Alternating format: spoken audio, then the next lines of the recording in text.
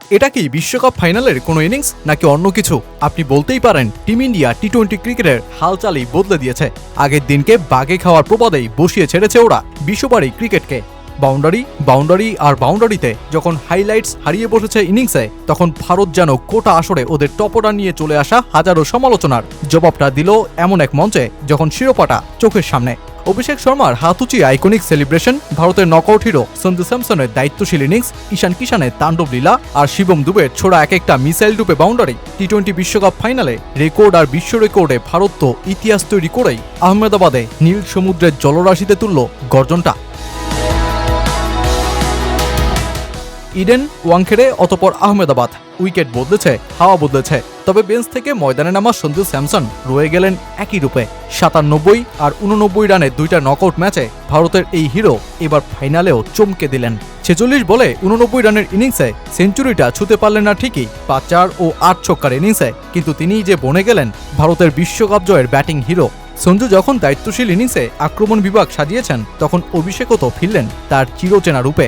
সময় নিয়ে শুরু করা ইনিংসে তৃতীয় ওভারে জ্যাকব ডাফিকে 2-4 হাঁকিয়েই ছন্দ ফিরে পেয়েই শুরু হওয়া তাণ্ডব শেষমেশ 4 হাঁকিয়েই অর্ধশতকে পূর্ণতা দেন। 18 বলেই ছুঁয়ে ফেলেন হাফ সেঞ্চুরি, যা কিনা এই আসরের সবচেয়ে দ্রুততম। ওপেনিং জুটি যখন আগুন ছড়ালো, তখন ঈশান কিষানই বা কিভাবে বসে থাকতে পারেন? এবার তিনিও এলেন 4 ছক্কা হাঁকিয়ে 25 বলে 54 রানের ইনিংস খেলেই নিলেন বিদায়। ভারত তখন 300 রানের ঘরটাই ছুঁয়ে বসে কিনা যখন এমন প্রশ্ন সামনে, তখন জিমি নিশাম 1 ওভারে 3 উইকেট নিয়ে ভারতের গতি কমিয়েছেন ঠিকই, কিন্তু শিবম দুবে 8 বলে 26 রানের টর্নেডো ইনিংসে ঠিকই 250 রানের সংগ্রহে পৌঁছে দেন সেই ভারতকেই। বিশ্বকাপ ফাইনাল আর 255 রানের ইনিংস। ক্রিকেটে ফাইনাল শব্দের সাথে যে প্রেশার শব্দটার যোগসাজশ ছিল, কম রানে বেশি উত্তেজনা ও লড়াইয়ের যে চিরাচরিত ইতিহাস ছিল, তারই তো পরিসমাপ্তিটা ঘটালো ভারত। সাথে একের পর এক রেকর্ড আর বিশ্ব রেকর্ড তো আছেই।